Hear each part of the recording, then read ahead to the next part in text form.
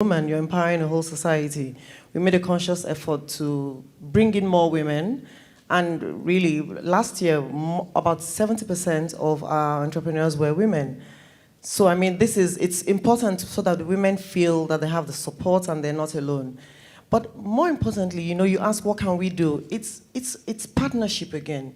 We were able to do this last year because we had a number of partners who came on board with us to empower more women. I mean, we have Google here. They were a big partner last year. We have the EU. And so we had all these people who came and, committed to empowering more women, making it possible to give more, to do more for the women, really. And so that's one big thing, because the more people we have joining hands to empower women, the more. The foundation is equipped. The foundation has done this all. It's tried, it's tested, but then with the help of all these partners, we're able to do more for women and to bring up more women and to empower more women. Great. Thank you. Thank you very much. Kome and Nkem, as Tony Elumelu entrepreneurs, you talked about the support that you've received from the foundation and how it's affected your businesses positively. You're here. We appreciate you being here at the State Department, and we have other agencies here from the federal government of the United States here. Thinking about an all-of-government approach, what can we take back as the United States government, lessons learned from what you have derived to support the lessons from your work with the foundation? It's an interesting question because I actually met Nkem in 2015 also, and we were talking about this just yesterday, and what I noticed is the follow-up. It looks small, but the follow-up in emails, the follow-up seeing other success stories of other entrepreneurs gives you that motivation to continue. And the one thing that I think the US government and maybe other government agencies can do over time is just keep following up and not have maybe like a one-time kind of thing. It's not only about the money, it's also about it's mentorship, it's the follow-up, it's more like the connecting to other entrepreneurs so that you can be able to see what they are doing and what you are doing and compare yourself, and also motivate each other. So the networks I've built over that period, I have a lot of people following me, just waiting to see what I'm doing next. And then they'll be asking questions and I'll be advising them.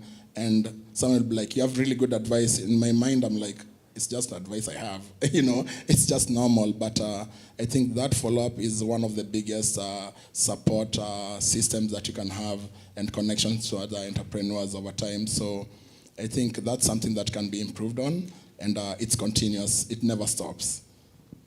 Good advice. Thank you. Nkem, do you have thoughts on that question? Okay, so for me, I want the U.S. government to work with foundations like the Tony Elumelu Foundation to partner with them, because we can see at scale that they genuinely care about young Africans, giving them a chance, because they took a chance on me. So working with partners like the Tony Elumelu Foundation that would drive the impact we want to see in Africa is very, very key. So, and like Kome shared, not just funding, helping to implement policies that would drive change, that would impact Africa, because we have a lot of challenges when it comes to illegal migration that needs to be tackled. We have poverty in Africa. So working with foundations like the Tony Elumelu Foundation can really help scale the impact of job employment in Africa. Thank you. Thank you very much. So a question for all three of you. Another question. Based on your experiences, why must it be a global priority for all stakeholders to collectively invest in African entrepreneurs? And I think this gets a little bit to what you're saying. It's not just business, it's not just government, not just NGOs, but kind of all of us together. So Dr. Elumelu, would you want to start with that? Yes, definitely. I mean, so there's something that we always like to say. you ask why it should be a global priority. So, we always like to say that poverty anywhere is a threat to mankind everywhere. And we really strongly believe this in the foundation. And so we believe that we need to all be involved. And this is why, I talked about partnership, and they've talked about partnership, and really that's why we're here. So we know that we must come together to help to build up the entrepreneurs. One thing that comes to mind as I talk about partnership is the philosophy we believe in and we hold dearly and strongly to in the foundation. This is the philosophy of Afri-capitalism. Nkem talked about government. Yes, indeed, government. But in the foundation, we strongly believe that the private sector has a big role to play in development. We know governments are important extremely, but the government can't do it alone. And so we believe that we need the private sector. Everyone has to come on board to help to develop, to help to build up these entrepreneurs, who we know, who we believe so much in, who we know that if we can build them up, we're talking about eradicating poverty. We're talking about, building economies. We're talking about social growth, political growth, financial growth. So we know that if we bring on board more private sector partners and players, we'll form strong partnerships, and we will be able to do this together. Thank you. Kome, did you want to add something to that, please? I, of course, concur with everything the doctor has said, but I also wanted to add the ecosystem really also involves our society at large, because so many times you build a product and then you find yourself, like someone mentioned, it does not work in a vacuum.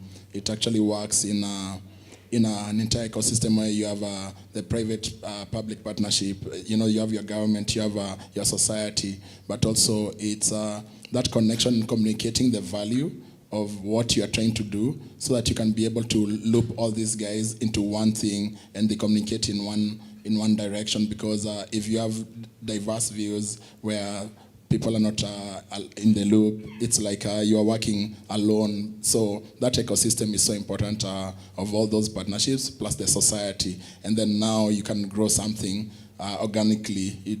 And I guess that's the only thing I can add. Thank you. It's wonderful. Thank you. Very helpful. Thank you. Nkem? Okay, just like I shared earlier, and Dr. Willie said that poverty anywhere is a threat to us all everywhere.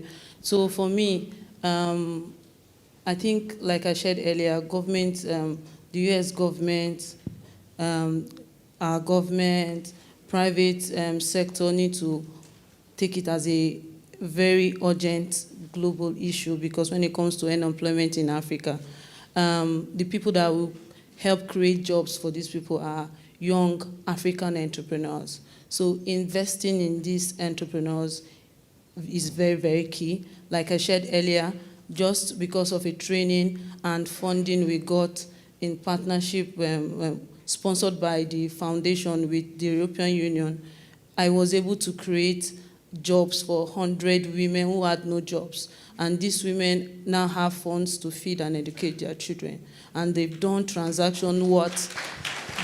done transaction in 4 months worth over $2 million.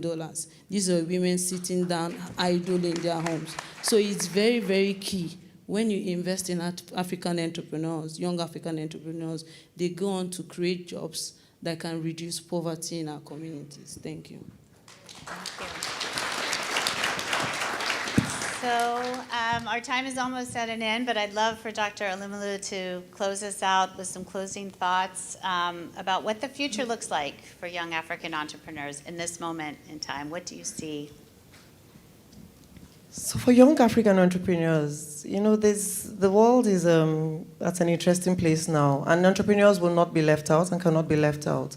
So I see entrepreneurs, playing a bigger role in, climate, in sustainability, definitely, because we're all responsible. We all have to play our parts, play a role. Another one would be technology. So I know we're almost out of time, but then technology is so key. At the foundation, we realized that we couldn't scale. There's so many, the need out there is so great. And we realized that we needed technology to scale. And so we have this platform called the TEF Connect. And with this, we've been able to reach millions of entrepreneurs to help to train them, to develop them. And so I think technology is key for entrepreneurs, because not only has this helped us to reach the entrepreneurs, it forced the entrepreneurs to be able to adopt technology and to become more technologically savvy, because it's the way of the future. So we see this improving and increasing. And then very quickly, I just want to talk about healthcare, because that's my area. I'm very keen to see, entrepreneurs. I'm eager to see, the developments in innovation in healthcare. I believe there'll be lots of innovation in the healthcare space, and of course in all other spaces.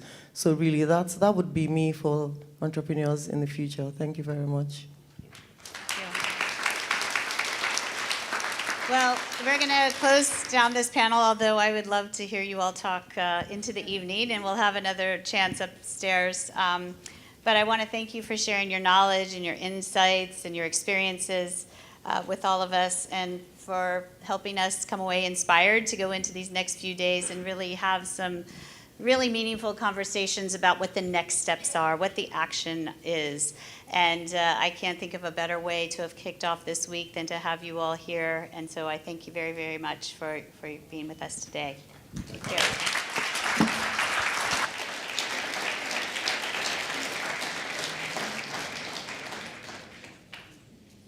Thank you to our amazing panelists. And Kim, I already know you mean business. Anytime an African woman says, okay, like I said before, until you are you not getting? I said, oh my goodness, all right.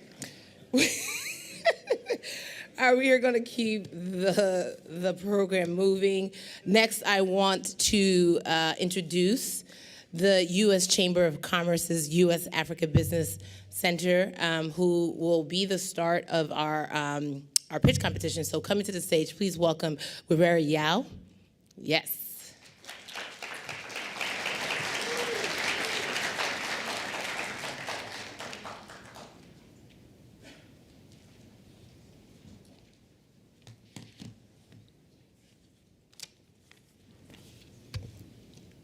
Good evening, ladies and gentlemen.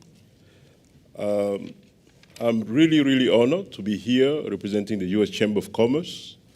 I'm actually very delighted to have the opportunity to introduce three amazing entrepreneurs from the continent that just arrived yesterday. They will be here to introduce and to present the innovation that they have. I also want to say that this annual competition that we have at the U.S. Chamber is held with the U.S. Africa Development Foundation and American Chamber of Commerce across the continent. And the aim is really to spotlight entrepreneurs, innovation on the continent, and to see how we could support them and make more impact in the world. But before we hear about these finalists, amazing finalists, as they make the pitch, I would like to take a moment to recognize our sponsor partners. We have Prosper Africa, part of the partners. We have Voice of America. We have Sebastian, Microsoft, Amazon Web Service, Trimble, American Tower Corporation, Vista Bank, Standard Bank, Cosmos Innovation Center, KPMG from all the way from Nigeria. So it's really amazing. I also want to note that those three startups that you see here today are selected from close to 2,000 startups across 50 African countries. So they are actually quite amazing. And when you step back, you could actually sense that those startups truly embody the connection between digital innovation and impact results. And also how to really connect the informal sector, because that's exactly what they're doing, how to empower smallhold farmers, and also how to make sure that they provide life-saving medicine for healthcare. So I think now it is time to hear directly from our finalists, after which all of you in this room will be required to actually choose through a voting process to choose who do you think is the most compelling, the most innovative, the most impactful, and the most scalable venture that you see from them. So I would also like to tell you that we will ask you to be ready with your phone. There will be a QR code that you could scan and be able to make your voting. Fortunately, I have to remind our US government and chamber staff that we are not allowed to vote. You cannot be judge and party at the same time. So we are excluded. But people on the screen are really encouraged to use the QR code because this is streamed directly, so they are able to see that. I spoke about 3 amazing entrepreneurs. Unfortunately, one of them was not able to make it because he had some flight issues. As he was coming here, somebody got sick. They have to take them straight to a Canary Island. And he was supposed to be here at 1 o'clock. Now he's going to be here at 7. But he has a video that he was able to project, to make in between transit. So we're going to hear immediately from that. And then after that, I'll go one by one with our innovator, the 2 innovators that we have in the room. So can we proceed with the first one? Hi, sorry I couldn't join you in DC. My name is Frank, presenting for Shopper. For so many years, Africa's economy has been thriving because of the informal sector. About 70% of trade in Africa goes through the informal sector. However, the sector faces 2 main challenges: access to inventory and working capital. Mostly women, these retailers are responsible for sourcing inventory themselves. The process involves closing their shop, picking a car to the market, roaming for hours looking for product at best prices, and transport back to their shops. They are also unable to access credit facilities to grow their business. Our platform allows these women or shops to be able to source inventory directly from suppliers and have it delivered to their shop within 4 hours. We also give them access to working capital financing and also other financial services to grow their business. Since we launched in 2021, we've grown from 0 customers to over 3,400 customers, and we've done a total transaction of $1.6 million and still growing 30% month on month. With the introduction of our credit, we've seen a retailer move from a very small shop to a medium shop. An example is Antiajoa, who started transacting with us in 2021. She started with a $11 order on a weekly basis. But since we introduced the credit, she's been able to move from that $11 to $150 order size per week. For us, this is the impact we want to see in the lives of these retailers. Because most of them are limited with working capital, we also give them access to group buying, where retailers come together and then buy a particular goods and then share among themselves. We are currently rolling out our SaaS product in partnership with Abimbev in the Ghanaian market to enable these retailers have access to inventory easier and faster. Thank you.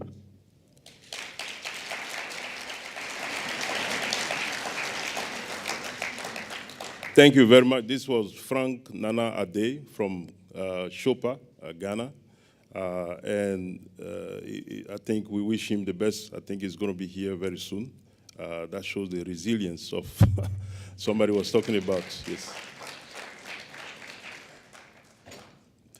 Now, I would like to move to our second contestant. Her name is Miss Ore Alemede.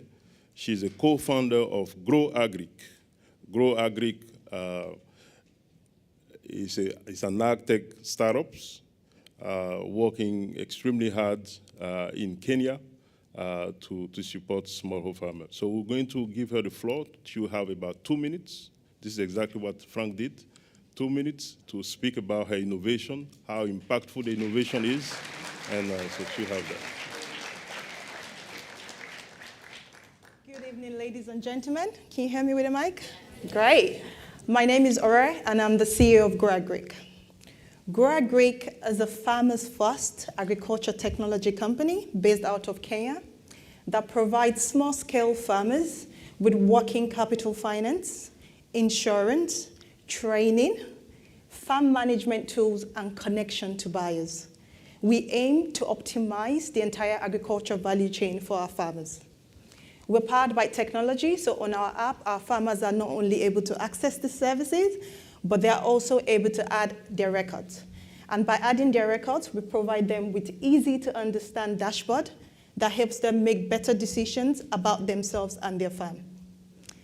Grow Agric is not only farmer first, we also refer to ourselves as an agriculture technology by farmers for farmers, because the founding team is made up of farmers. And that is what makes us unique. Our strength is the partnership we have with our farmers. Our business model is such that if our farmers don't make a profit, we don't make a profit. They have to win for us to win, and that's what makes us unique. In the last 2 years that we have been existing, we've been able to empower over 2,500 farmers. Every farmer we work with we get to increase their revenue by $750. That might not sound like a lot, but every farmer we work with used to make $1,500. So we provide 50% increase in revenue for them. We've also been able to increase our farmers' productivity by an average of 70%. We've found that our livestock farmers have experienced mortality rate of 3% compared to market average of 10%. For us to be able to feed the food gap, we need to not only increase productivity, but we need to decrease mortality, and that's what we do. We're also very intentional. Over 65% of our farmers are women. Over 70% are youth. We've also created thousands of jobs, and we're super amazed and proud of where we are today. But where I would like to be is in 5 years from now, when I stand in front of you again, I want to be in a position to tell you that Grow Agric has been able to empower 100,000 farmers in the last 5 years. And the way we're going to do that is through our technology offering. Thank you for your time today. Thank you.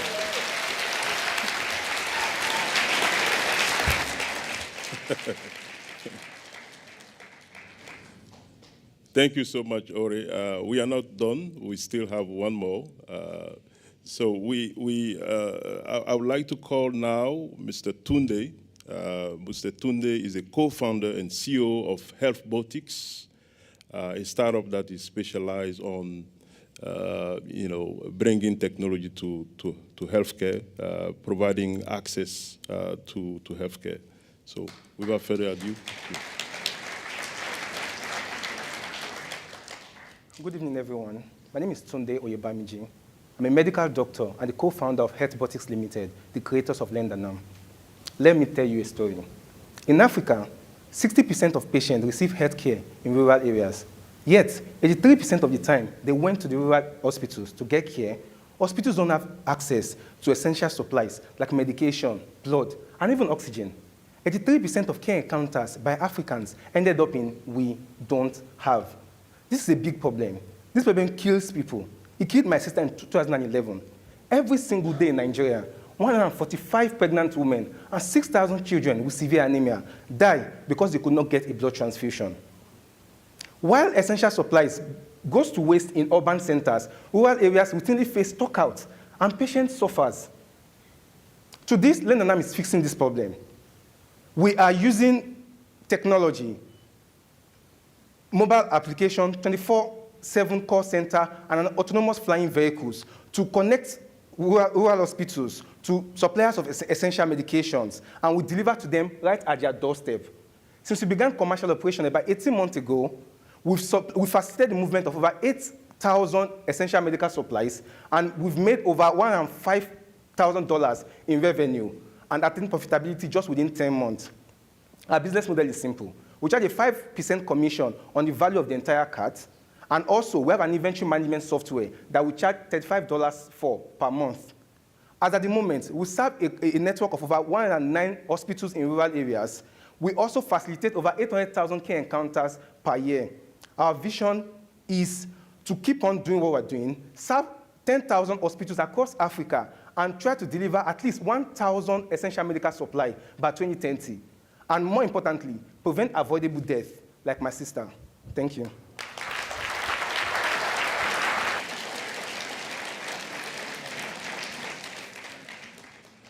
ladies and gentlemen, you have heard from these three amazing entrepreneurs. You could see why it was difficult for us. It's extremely close.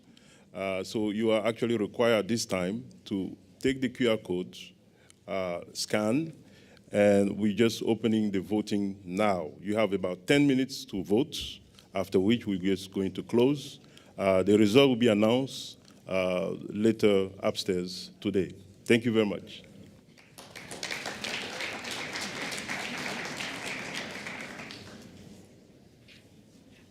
I don't know about y'all, but I am here for African Shark Tank. I love that. It's very passionate and emboldened.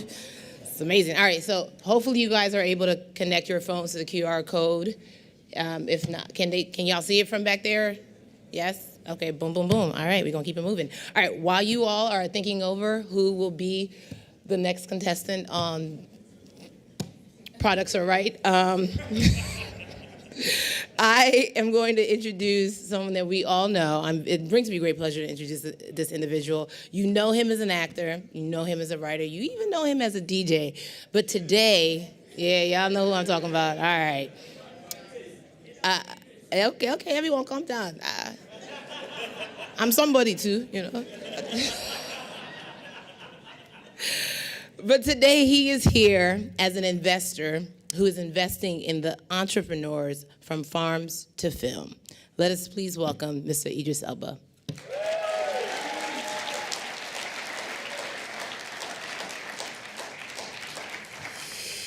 Hi, everybody. First of all, let me just thank all of the sponsors to put this incredible event together. I'm very honored to be here, very proud to be amongst all of us. There's one thing we all have in common is that we would love to see a better day for Africa in the future. There's one thing that we have heard over and over again in the wonderful discussion earlier, is that investment into our youth is the way forward. If there are any investors that are listening and watching today, if you do not consider Africa as a viable investment, you're not considering yourselves or your future. Africa's future is your own future, and vice versa. You know, as an actor, I guess, you know, my skill set, my superhero, is my voice and my voice box and the bandwidth that I'm allowed to use it. I was born and raised in East London. I'm very proud of that. My parents come from Sierra Leone and Ghana. Howdy, body, kushe. Any Ghanaians here? Etise. I grew up knowing my culture, understanding my culture. But I also grew up in London where being African was something to be ashamed of. They made me feel small. They took the, joy out of my dark skin. They, made me want to pretend to be West Indian, in fact. So when I grew up and I got to a place where suddenly my dark skin was being applauded and shined and loved and shared and admired, I realized that I can only give all of that to Africa, to where my parents came from.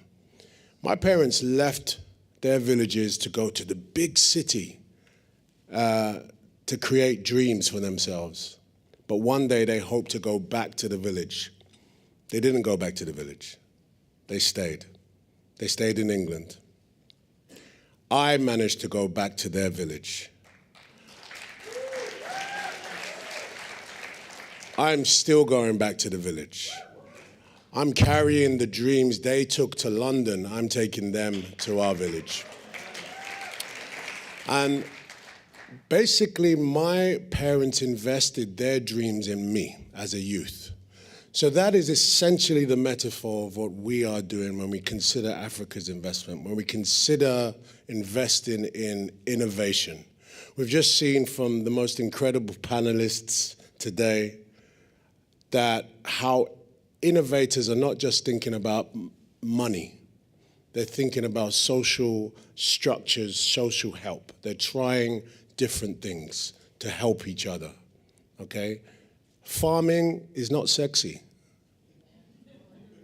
okay? But it is necessary. We all eat from farmers. And farming needs innovation. Healthcare is not sexy. We don't like the idea of someone suffering and not being able to get medicine, but I'm thankful for Tunde and his innovation to try and figure out a way. And that's something that we all have to remind ourselves that is the absolute opportunity with Africa. We do not need aid anymore. We need innovation.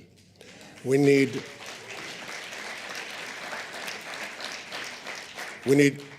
partnership. When you look at this incredible board of sponsorships, that is what partnership in Africa looks like. And that's what it should look like for the future. I'm talking from the heart. I should have prepared a speech. But when it comes to Africa, you know, it is my heart, so I can speak about it all day. My film industry in Africa creates $5 billion a year. Okay, that's incredible.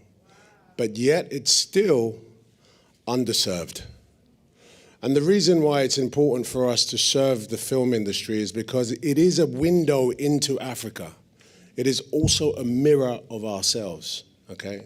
So that's why it's important that if we want to change the narrative, we spend a little money in our media, our films, our narrative, our storytellers, our creators, because that is the way we change the narrative. Every other developed nation in the world has used film and television, books, media, and magazines to change their narrative, not just to the world, but inwardly. So it's important that we grasp onto that notion as well. I just want to again thank the sponsors for tonight. Thank you all for coming here and paying such attention. I'm very thankful. By the way, I know who I'm going to vote for. Watch the space.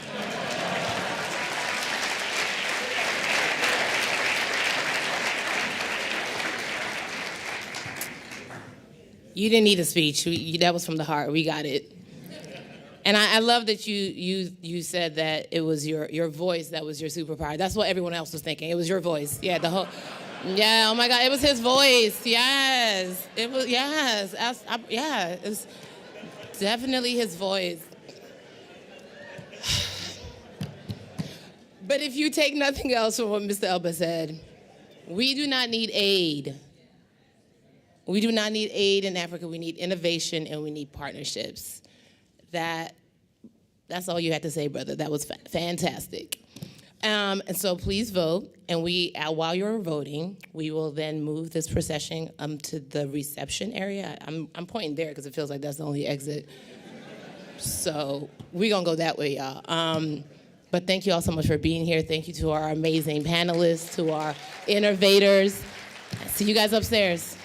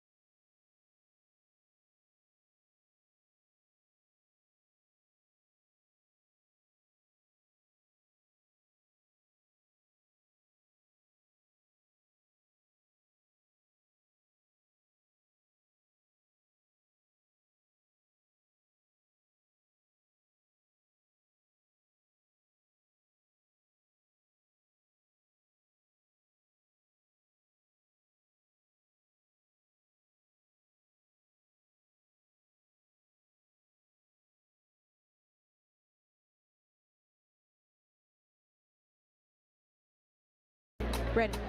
Ladies and gentlemen, distinguished guests, the Secretary of State, accompanied by Mayor Eric Adams, Special Representative Dorothy McAuliffe, Travis Atkins, Myron Brilliant, Tony Elumelu, and James Banyika.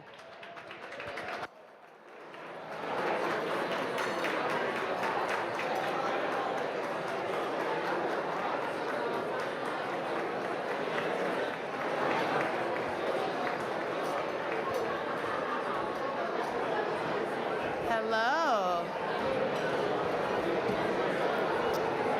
Good evening, everybody. If I could get your attention up here. Good evening. Hello, Don't make me get loud. Y'all know I can. Hello, leaders. Yes. Hi, everybody. I know you guys are excited. You got food. You got something to drink.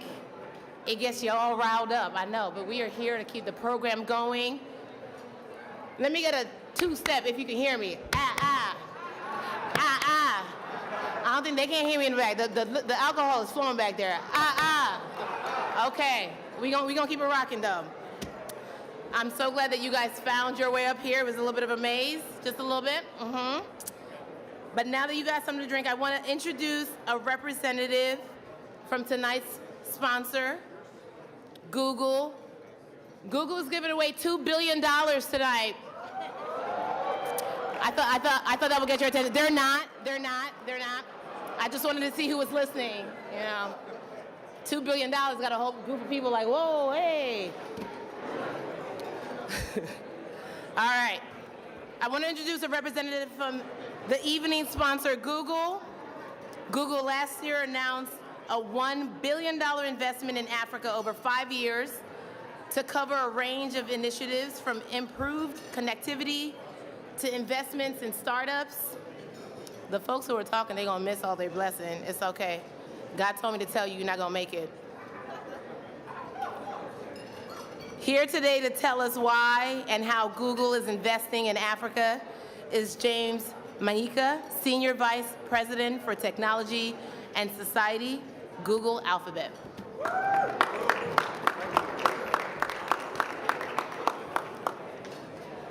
Well, first of all, thank you, Yvonne, for the kind introduction.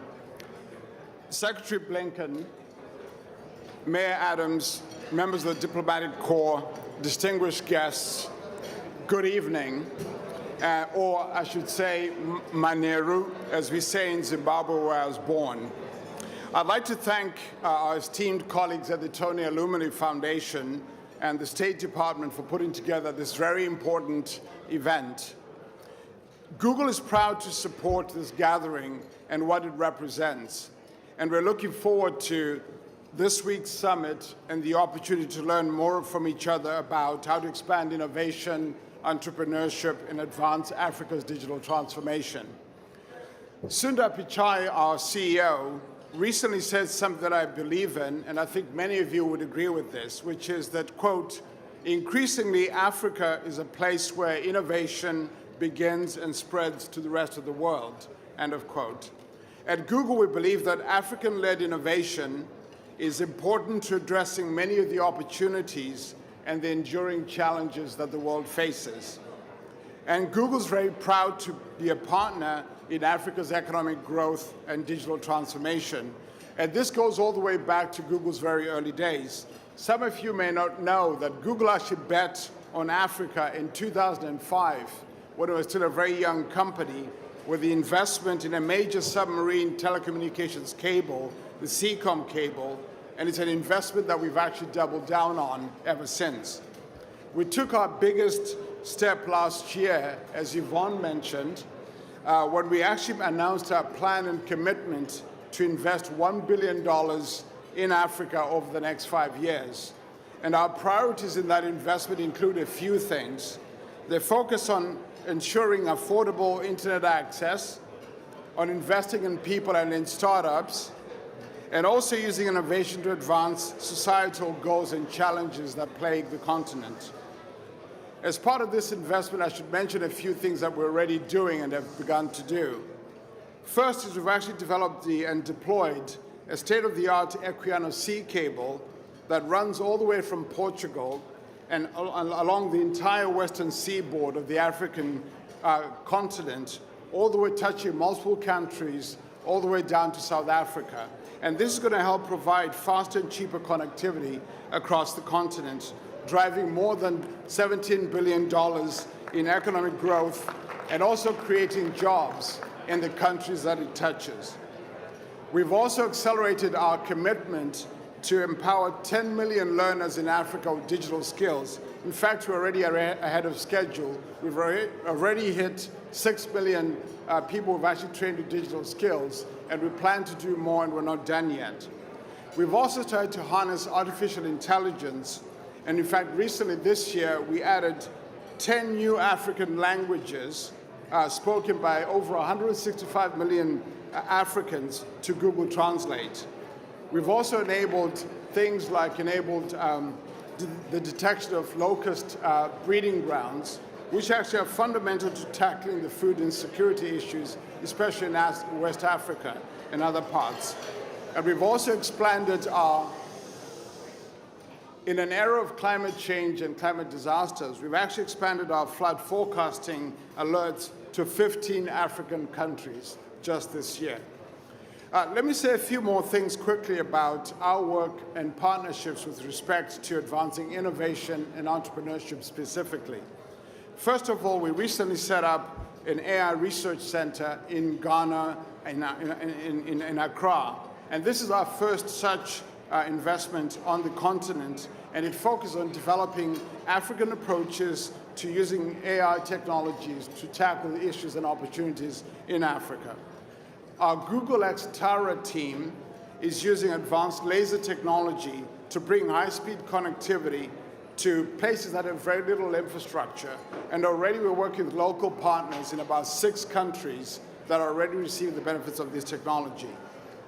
To support entrepreneurship, we've partnered with the African Union to mobilize support for startups and SMBs across all 55 countries. And in fact, already we've invested in over 110 black startups in Africa and also created a Founders Innovation Fund for African entrepreneurs, which will help expand the African ecosystem. Earlier this year, we actually were a founding partner of the UN's Gabi initiative. This is the Global Africa Business Initiative, which we launched at UNGA, where the theme for that initiative is actually Unstoppable Africa, something we're very excited about. And we're already driving conversations and to bring aboard many other partners to work with us to advance these initiatives. And we're also quite excited with the launch of the administration's new Digital Africa initiative that I suspect we'll hear more about from the Secretary. And we're looking forward to working closely with the US government to help enable African innovation and entrepreneurship and enable it to thrive across both Africa and, quite frankly, bring it to the rest of the world. So as we look to the future, we believe it is, in fact, partnerships that are fundamentally important and that enable these African-led innovations and entrepreneurs to take the opportunities that lie ahead of them. And we're very excited about all the African entrepreneurs we see, including the ones we've seen here today, that will help advance digital innovation and transformation. So I'd like to thank all of you, and I look forward to a very productive week. Thank you very much.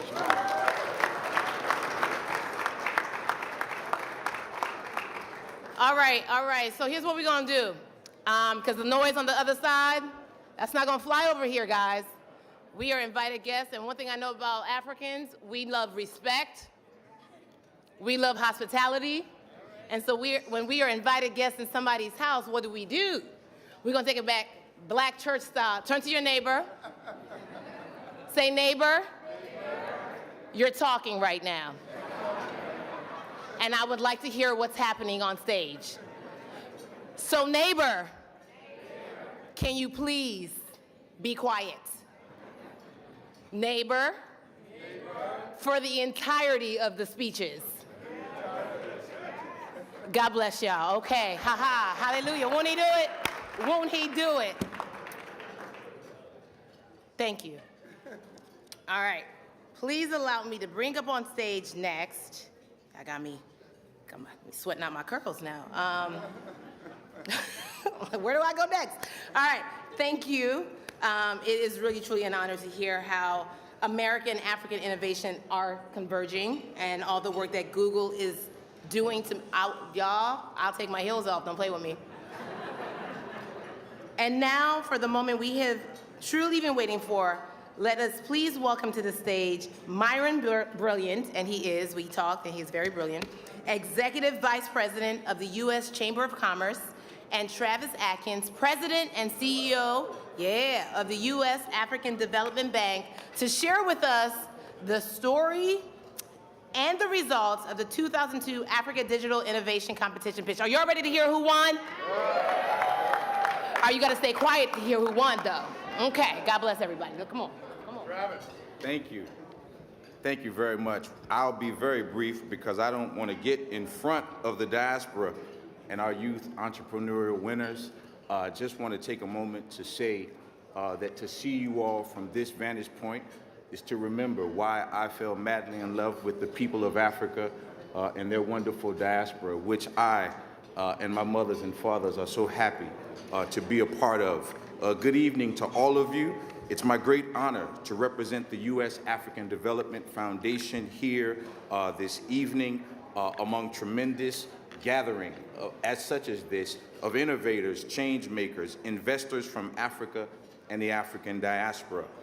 First, I wanted to just take a moment to follow up on what James was talking about in terms of the notion of partnership. None of us can do it alone, and so in the spirit of that, I wanted to thank my dear brother Tony Elumelu and the Tony Elumelu Foundation,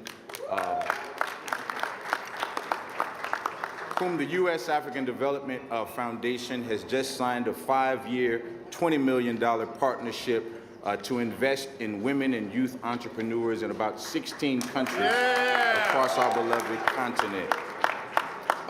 Continuing on that theme, we are super excited to be a partner of the U.S. Chamber of Commerce this evening for their annual Digital Innovators competition. We're so excited because we believe at the U.S. African Development Foundation that Africa is the continent not only of now, but also of the future.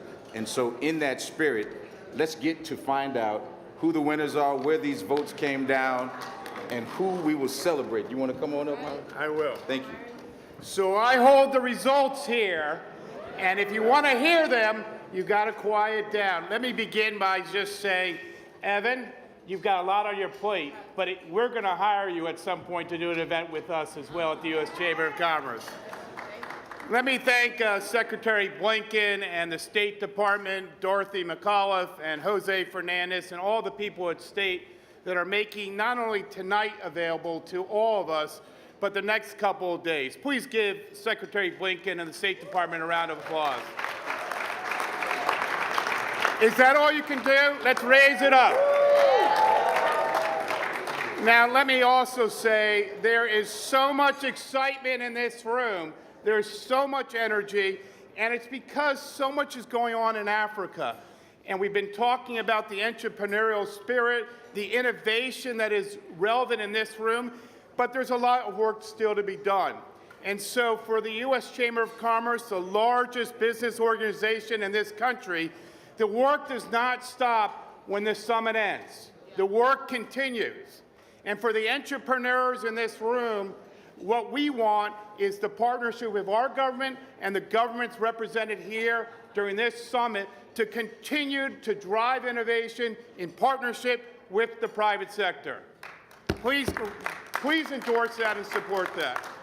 I also want to recognize there's so many companies here, Google, James, what a great job in talking about connectivity, and that's what this is about. So let me just say, without further ado, how proud I am of the U.S. Chamber's team, Dr. Yao, for your introduction of these incredible entrepreneurs, and thank Scott Eisner, the head of the Africa program, and the others have been driving the business summit with the Corporate Council of Africa. You'll see more of that over the next days. But Travis, my man, the U.S. African Development Foundation is the reason these companies are being recognized and, more importantly, being supported. So please give Travis a big round of applause. I think if you know anything about the U.S. Chamber of Commerce, you know that we want to support innovation, we want to support startups, we want to support small businesses, because every small business has an opportunity to become a bigger business. And so this is the second year that the U.S. Chamber has sponsored this competition, but I can assure you it won't be our last year. We want to get bigger and better. And Evan, I'm going to steal a line from what you said downstairs. I like the idea of an African Shark Tank theme. Let's keep building on it. Let's bring the entrepreneurs in together. So what started last year in Nigeria is now a continent-wide competition. We had 2,000 applicants. How many are in this room who are an applicants for today's prize? Come on, raise your hand if you were an applicant. Well, that tells me that we had 2,000. We need to have everyone in this room be an applicant if you're a startup, spanning 50 countries, and we took 2,000 applicants and got down to 3 finalists that you heard about today. So we're finally excited to announce the winners of our Digital Innovation Competition. So without further ado, let me just say what they're going to win. They're going to win a cash prize. That's not so bad, right? They're going to win mentorship from 3 of the greatest companies in the United States and around the world, Microsoft, AWS, and Standard Bank. So thank all those companies for that. And that mentorship was discussed about earlier. And third, they're going to get a plaque from Travis and me. Now, something about that plaque. There are no words on that plaque because we didn't know who was going to win. That's what democracy's about. That's what good governance is about. So we have no thing on the plaque, but I want to assure the winners we will put your name and your company on the plaque. So in third prize, but everyone who competed was a winner. And the 3 winners tonight are winners, but everyone was a winner for this competition. Third prize from Ghana, a startup that has digitally integrated more than 3,000 informal shops into retail networks with suppliers. Frank was on a plane. I don't know if he ever made it here, but Frank, thank you. And most importantly, Shapa, thank you. And coming up is Dr. Yao.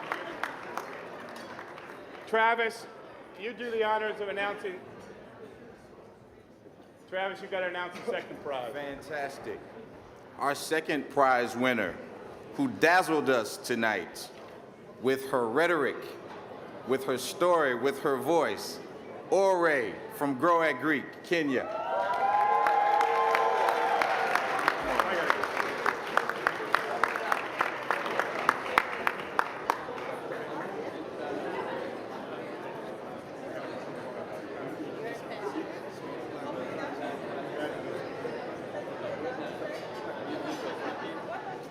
Yeah, we should get one together.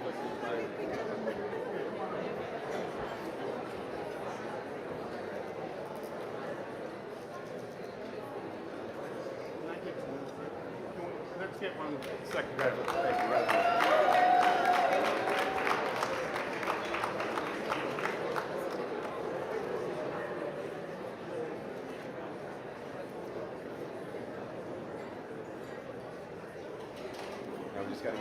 Okay, there isn't much surprise on who won it now. Since we only had 3 contestants and we voted on 3 contestants, I think we know who won first prize. From Nigeria, a business that went from having its co-founders, both former doctors, deliver blood to hospitals via motorcycles, to deploying AI chatbot to assure hospitals got the life-saving blood they needed during the COVID pandemic. Health Botics Limited is the winner. Mr. Tondre.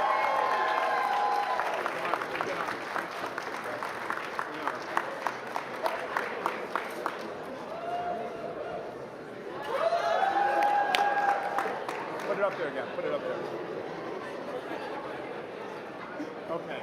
Let's get the second. Congratulations. Well done. Sorry.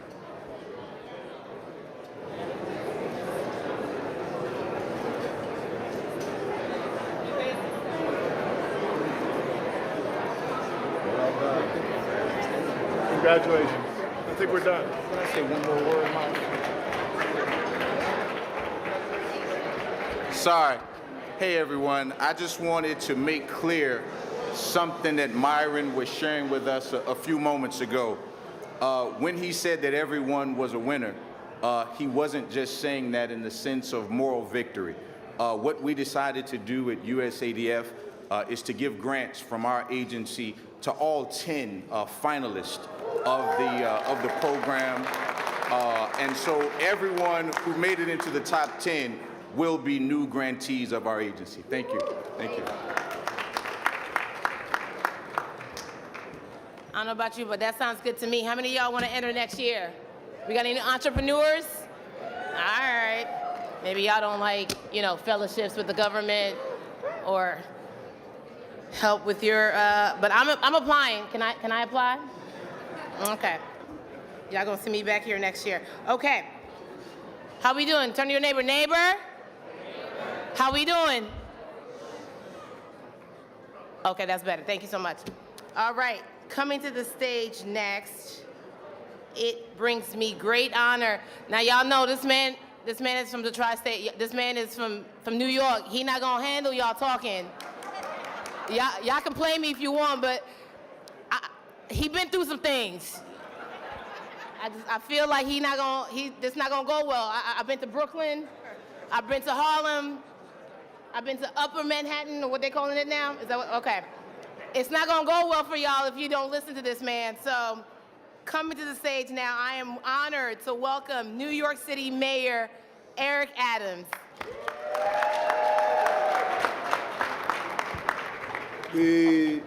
I just believe that as we celebrate the diaspora, I'm going to say to my African brothers and sisters, we have to be present in the moment. Have to be present in the moment. Prior to becoming the mayor of the city of New York, I was the county executive for the borough of Brooklyn. And my mother, in her 3rd grade education, was intimidated by that building. It was a room and building that was extremely impressive. But then when her son became the county executive, she would walk in the building with a different level of energy. She would walk in the building with this sense of pride and purpose. And then my aunties and my cousins and my nephew, they would come, and when they entered the building, they entered with this sense of sureness that their bloodline was in charge of this county, the largest county in the city of New York. And so I need for my brothers and sisters from the diaspora to understand the moment that you're in right now. You are in a moment right now when, the first time in history, you are seeing power that is not American power, but is African power. But if you don't connect the dots, you are not going to understand the full purpose of this moment. The mayor of the most important city in the most important country is an African. It's an African. The head of the minority leadership in Congress, Hakeem Jeffries, is an African. 4 of the most important cities in America are headed by Africans. In New York City, the top law enforcement executive, Letitia James, is an African. The head of the Assembly is an African. The head of the Senate is an African. The head of the City Council is an African. The public advocate is an African. The district attorney in the Bronx is an African. The district attorney in Manhattan is an African. All of this chocolate, what are we going to do with it? So if you come to Washington, and you use this moment to be in a corner somewhere drinking wine and eating off of plates, then you don't understand the significance of this moment. Africans are running this country. You need to walk differently. You need to speak differently. You need to act differently. You need to feel the power of Africa. It's the moment we're in right now. My 7 trips to Africa, watching the different energy and spirit of Africa. We have to connect the dots. You can't walk in this country anymore feeling like a stranger when an African is running the country.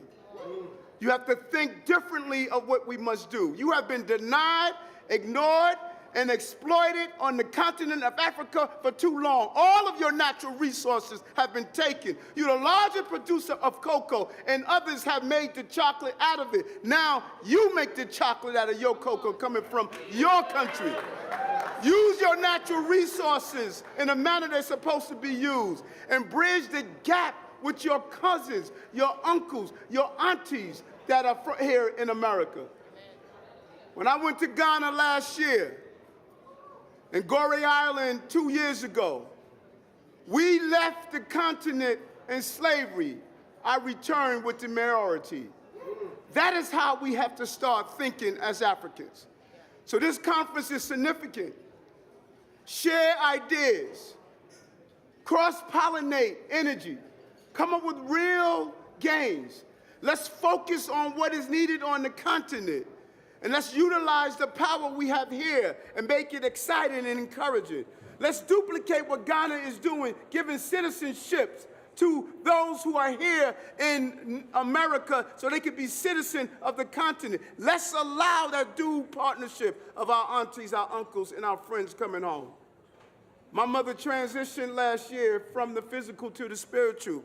Nothing great gave me a greater honor than taking her name and placing it on Du Bois' wall in Ghana. We need to reawaken the spirit of our ancestors that lay on the bottom of the oceans that were ripped apart from our shores. They're watching us right now. We have to ask ourselves, what are we going to do with this moment? I am ready to turn that question mark into an exclamation point of saying we will unite. And we will listen to Marcus Garvey when he stated, "Up, you mighty people, you can be what you will." Thank you.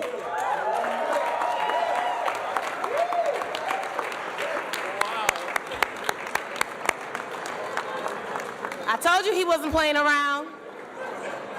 I'm gonna call him Bishop Mayor Eric. Can I call him? We're gonna pass the collection plates that way. Thank you, Mayor Eric. Wow, that was empowering. Now it is my pleasure to introduce to you a man who many of you in this room already know, Mr.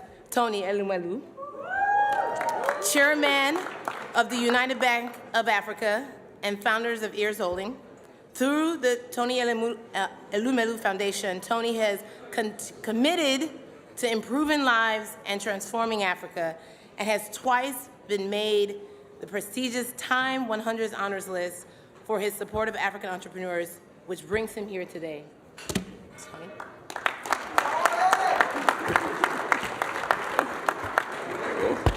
Wow, to speak after you. Such a great man. Anyway, good evening all. And it's great to be in Washington. It's great to be in America. And it's great for Africa to be in Washington. We are looking forward to a truly transformative week. I want to say a big thank you to President Biden and the administration, and to the Secretary of State. Well done, thank you. Earlier this year, in April, during a visit to the US, I had conversations here in DC with policymakers, and my message to US was to reimagine your relationship with Africa away from aid and to focus on empowerment of youth and support for sustainable private sector institutions. My subsequent op-ed in the Hill called for a new U.S. engagement with Africa. The fact that we are gathered here in Washington this week shows to a large extent a genuine interest to re-engage in a manner that prioritizes mutual benefit and self-reliance. We see this as a genuine and substantive desire to re-engage with Africa and to re-engage on a basis that benefits us all. The key words are mutual respect, mutual opportunity, and mutual objectives. We appreciate particularly the focus on the private sector. I'm a businessman, and I'm happy to say that I've done well, and I'm proud to say that we have done good too. I envisioned and created a bank that is in 20 African countries, in Dubai, in Paris, and in London. We are the only African bank regulated by the OCC and operates in America. My objective was to drive savings, channel capital, fund trade, most importantly, to democratize financial services, to give everyone the ability to save, prosper, and to trade, to grow businesses, and to create value in Africa. But I'm also a philanthropist. I'm a businessman. For me, the distinction is not much. We do business to do good. And the good we do builds better, stronger, sustainable businesses. I also created a foundation, the Tony Elumelu Foundation. We support entrepreneurs, not just in 20 African countries that we do business in, but across all 54 African countries. I am an entrepreneur. I know the transformative power of entrepreneurship. I pledged in 2015 $100 million on behalf of our family. We have created a unique platform that identifies, trains, and networks young entrepreneurs. Now we have started partnerships with the UNDP, the ICRC, and the EU, and most recently with US ADF. Travis, thank you. To date, we have disbursed over $85 million to over 18,000 young men and women, each with a non-refundable seed capital of $5,000. And our digital platform connects millions. We have trained over 1.5 million young African men and women, business education, so that when they receive capital, they know how to apply and use capital to grow. We have delivered programs for women, for fragile states, and are now working on climate change. We are in the process soon of announcing our intervention in green energy and green economy. But we know we can do more. We know we can do much more. We are bringing together a coalition, an alliance to catalyze entrepreneurship across our continent. We want to do this because we remember the Marshall Plan, and we know that Africa needs one right now so that we can move our people out of poverty. We have a growing population that's over 1.6 billion people. And of this 1.6 billion, those under the age of 30 represent over 60% of this population. We must create jobs for them. We must give economic hope to them. We must have our women economically empowered. Otherwise, we'll be creating problems for mankind. So this is an auspicious time. As you said, it is a time for Africa and our youth in particular. Today, those who were in the hall listened to two out of the promising 18,000 people who have empowered in Africa. In due course, you also meet our other young men and women who exemplify success made in and on the African continent. We believe in partnerships of mutual respect. In a world blighted by forced immigration, extremism, visible and tangible environmental degradation, poverty, food insecurity. We want to create a beacon of hope, a bedrock of sustainable entrepreneurs who, like me, will help to also do well and do good. I want to thank the President of U.S. and the Secretary of State, our friends in the administration, and the agencies, USADF, USAID, Prosper Africa, and the list goes on. We look forward to collaborating, working more together so that we can make a meaningful and sustainable and different impact on the African continent. We believe that in the 21st century, it is indeed a move away from aid and a move to self-reliance, self-independence, and sustainable progress. That, to a large extent, will help us engage our young ones and help us transform Africa. Thank you for this opportunity. I'm looking forward to more announcements.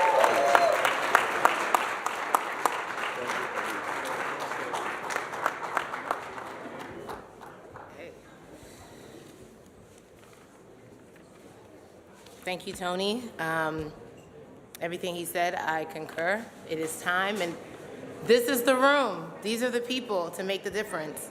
And now I'd like to welcome back to the stage Ms. Dorothy McAuliffe, Special Representative for Global Partnerships here at the Department of State.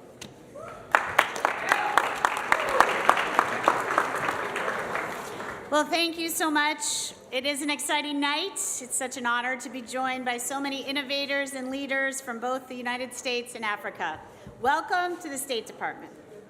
As the Special Rep for Global Partnerships, I see every day the positive effect of the public-private collaboration that we have in furthering all of our shared values. Building partnerships across sectors, industries, and borders to promote economic growth, opportunity, and sustainable peace has become an essential way of how we at the State Department approach U.S. diplomacy. And it's exceptional to hear from both U.S. government and private sector leaders tonight about the impact of these partnerships on the ground across Africa and beyond. And on behalf of the State Department, I first want to thank the U.S. Africa Development Foundation, Prosper Africa, and the U.S. Chamber for organizing the pitch competition earlier this evening. And congrats. I'd also like to thank Mr. Tony Elumelu and Dr. Elumelu and the Tony Elumelu Foundation team for co-organizing this entire Innovators Gathering, as well as Google for their role in sponsoring this evening's event.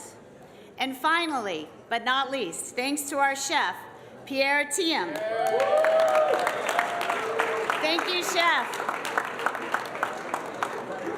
Thank you, Chef, for sharing this wonderful Pan-African menu with us, and I hope everyone is enjoying. It seems like they are. And now it is my high honor and very distinct privilege to introduce to you the 71st U.S. Secretary of State, Antony Blinken. Since taking office, Secretary Blinken has exemplified the Biden-Harris administration's deep commitment to Africa. Secretary Blinken has traveled extensively across Africa since taking office and has encouraged robust African diplomatic engagement throughout the department since day one. Thanks to Secretary Blinken's leadership, the United States and the many African countries represented here tonight are in a prime position to attain even more joint economic and diplomatic success. I look forward to hearing from the Secretary on the importance of innovative collaboration between the U.S. and Africa and how we can work together in pursuit of our shared aspirations. So please join me in welcoming Secretary of State Antony Blinken to the stage.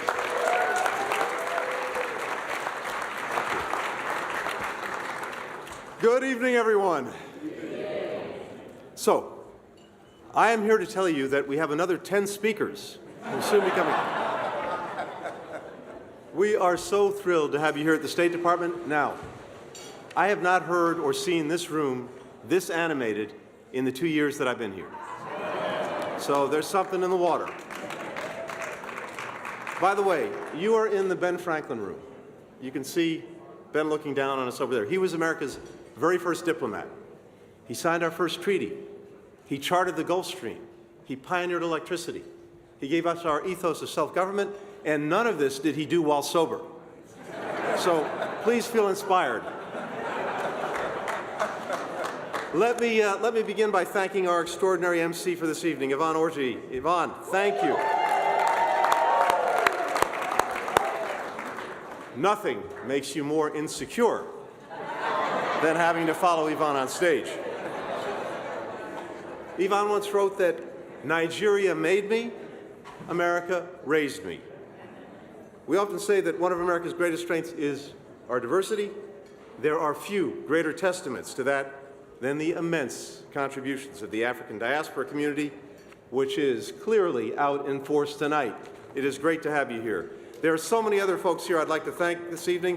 Dorothy McAuliffe and our incredible Office of Global Partnerships, the entire Prosper Africa Initiative team, our co-sponsors. Tony, thank you so much for everything you've done. Google, James, an incredible cast of friends, partners. Now, I'm a native New Yorker, so my mayor's here. I don't know if Mayor Bowser's here. I don't know from Washington, but I've also spent a lot of time as a resident of the District of Columbia. My other great mayor, Mayor Bowser, who I think was with us tonight. And I really want to thank the judges of our pitch competition, including Idris Elba. Idris, you here? You're here somewhere, was here. And to the remarkable competitors, know this. If you can survive a pitch competition with Stringer Bell, you can survive anything. So, it is fitting that we are kicking off a week focused on deepening our ties with African countries and people with this inspiring group. Innovators, entrepreneurs, young people. Earlier this year in South Africa, I had an opportunity to set out our administration strategy for the region. And at its core, the strategy can be distilled in one word. You've already heard it spoken tonight: partnership. It's rooted in the recognition that the United States and African nations can't deliver on any of our fundamental needs and aspirations for our people, and we can't solve any of the really big challenges we face if we don't work together. So, it's about what we can do with African nations and people, not for them. Our strategy reflects the region's diversity, its influence, and, as we can see tonight, the ingenuity of its young people. You all know this. Those youth are a growing part of the continent's population and also the world's. Today, more than 60% of Africa's population is under the age of 25. By 2030, 2 in every 5 people on this planet will be African. These rising generations are powering dynamic economic growth in their countries and far beyond. 2016, just a few years ago, African startups raised $350 million in investment. Last year, they raised $5 billion in investment, and that's a curve that's going to keep going up and up and up. Now, it's one thing to rattle off statistics. It's another thing to meet these change makers, as I've had a chance to do as secretary, from Dakar to Johannesburg, from Nairobi to Kinshasa. Much like the founders who took part in tonight's pitch competition, these entrepreneurs are not just running successful businesses, they're actually solving some of our most vexing problems, like closing enduring gaps in healthcare, helping entrepreneurs break into the formal economy. We have a huge stake in the success of African innovators, because when they're empowered to reach their full potential, it's good for the region, it's good for the continent, it's good for the world, it's good for America. Idris said it best: Africa doesn't need aid, it needs innovation. So tonight, let me just very quickly go through 3 ways our administration is working to broaden and deepen those partnerships to foster African innovation. First, we're investing in the infrastructure that provides the foundation for African entrepreneurship. That means creating more pathways for the free flow of ideas, of information, of investment, which in the 21st century requires one thing: digital connectivity. Let me give you one example. Africa has around twice as many internet users as the United States, yet the continent has only a fraction of our data center space. What does that mean? Slower, less reliable connectivity. That's why our U.S. Development Finance Corporation is investing $300 million in building data centers across the continent, because we need networks that can keep up with the lightning pace of new ideas. Second, we're investing in rising leaders. Since President Obama created the Young African Leaders Initiative, nearly 5,800 trailblazers from every country in sub-Saharan Africa have come to the United States for academic and leadership training, developing skills, relationships that are going to last them a lifetime, to the benefit of their communities, but also ours. Many of the Mandela Washington Fellows are entrepreneurs, including alum Abel Haile Georgis from Ethiopia, who's here tonight. Abel's company is building bicycles and wheelchairs from bamboo, which is stronger than steel, right there, sustaining our planet, supporting local farmers and local manufacturers. That's not all.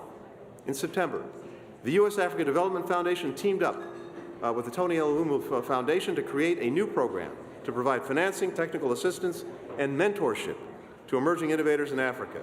We recently launched another initiative to connect up-and-coming climate entrepreneurs with American companies. Third, we are fostering greater engagement by American companies. You're going to hear more about that throughout this week. The U.S. private sector already invests more than $4 in Africa for every dollar that our government allocates to the region in foreign assistance, and it wants to do more. That's the objective of our Office of Global Partnerships, which will take a U.S. private sector delegation to Ghana in February. It's the goal of the Prosper Africa Initiative, which is marshaling agencies from across our government to help more U.S. companies and investors do business in Africa, and to do it in a way that promotes inclusive growth that's sustainable for our planet. So, tonight we're joined by Prosper Africa's institutional investor delegation. It manages more than $1 trillion in savings for American workers and retirees. The delegation recently helped a group of U.S. pension funds, including those of teachers from Chicago, city workers from Hartford and Philadelphia, invest more than $85 billion in an African fund that will provide financing to small businesses and entrepreneurs. One more bite-sized example. Several of the items on the menu prepared tonight by Chef Pierre were made using a grain called fonio. Grown primarily in the Sahel, it's what your mom cooked for you when you were growing up. So, through a partnership with Prosper Africa, Pierre's company, Yoyole, is distributing fonio and other products made by small farmers in the region to markets here in the United States, including at the Whole Foods that's just a few blocks from where we are this evening. In a region where it's getting harder to grow crops due to a warming planet, fonio's deep roots make it virtually drought resistant. Now, in West Africa, it's also said that fonio never embarrasses the cook, which is good news if, like me, you are no Pierre in the kitchen. So, thank you all for being here tonight. Thank you for helping us kick off an incredible week. And more importantly, thank you for all you're doing, working with us to deepen America's partnerships with African nations, partnership that has shaped our past, is shaping our present, and will shape our future. Have a wonderful evening. Have a wonderful week. Thank you all very much. Thank you.